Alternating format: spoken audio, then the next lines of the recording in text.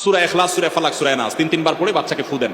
যদি আল্লাহর প্রতি ইয়াকিন থাকে আপনার, আল্লাহর শপথ করে বলছি, আমি নিজে আমার জীবনে বহুবার এই 3 সূরা পড়ে তৎক্ষণাৎ একেবারে পড়ার সাথে সাথে আমি কার্যকরিতা আমার চোখে বহুবার দেখেছি আলহামদুলিল্লাহ। সূরা ফালাক এবং সূরা নাস এই দুইটা সূরাকে বলা হয় মুআউযাতাইন।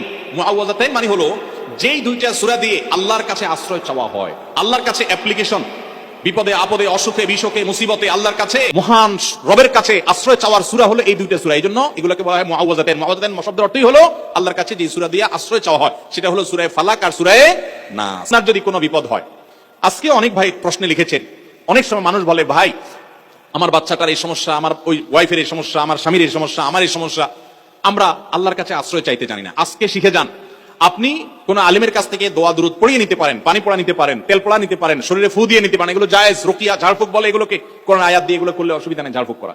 কিন্তু আপনারা যারা এখানে আছেন সবাই এই আমলটা করতে পারেন। সেটা কি? সূরা ফালাক এবং সূরা নাস আপনারা ঠিকমতো পড়বেন।